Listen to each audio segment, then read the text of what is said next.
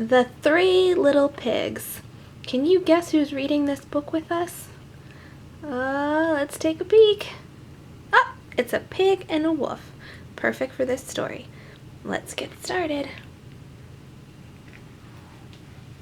Oh, there's the three little pigs.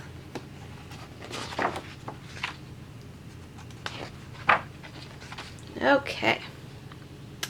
Once upon a time, there were three little pigs who lived in a cozy cottage on the hill. They loved to eat all the delicious food their mother made them every day. They ate so much that it wasn't long before the three little pigs had grown so big that there was no room for them in the cozy little cottage anymore. "I'm sorry," said their mother one morning, "but it's time you made your own way in this world."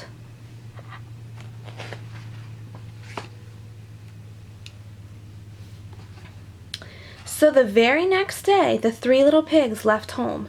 "Don't forget to watch out for the big bad wolf," called their mother as she waved goodbye.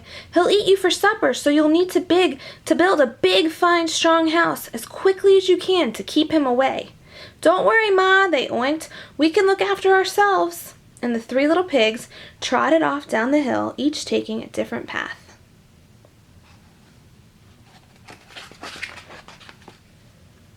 It wasn't long before the first little pig met a farmer pulling a cart filled with straw.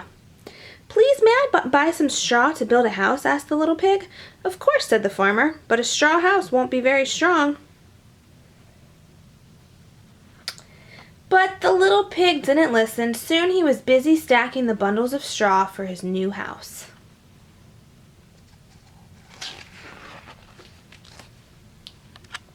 In no time at all, the house of straw was finished, and the little pig went inside for a nap.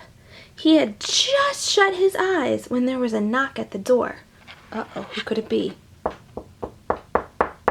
Somebody was knocking on his door.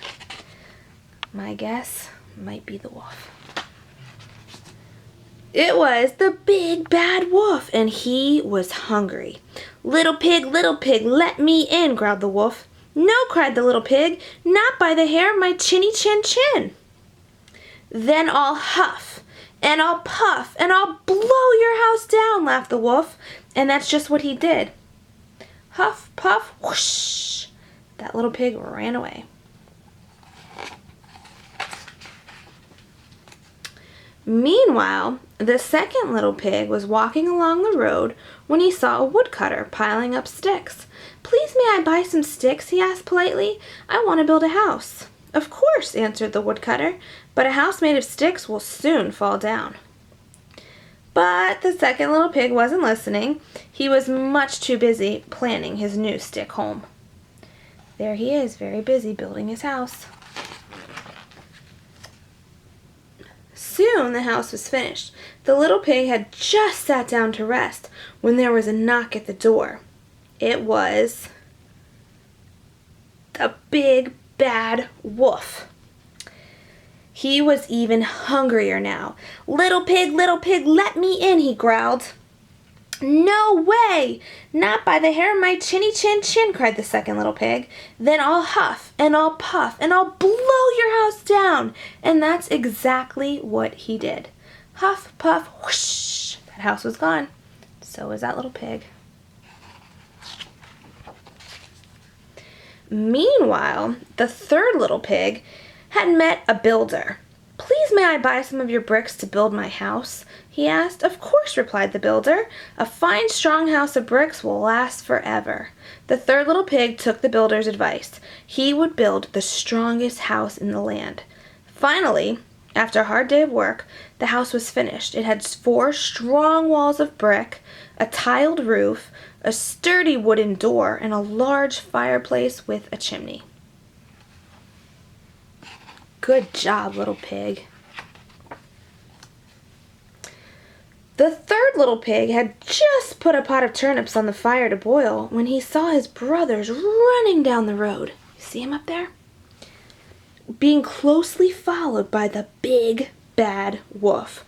"Quick!" cried the third little pig. "Hide in here! Hide in here!" The wolf, who was very hungry by now, banged on the sturdy front door. Little pigs, let me in," he growled. His tummy was rumbling very loudly with hunger. "No way! Not by the hairs on our chinny chin chin," cried the 3 little pigs. "Then I'll huff, and I'll puff, and I'll blow your house down," laughed the wolf.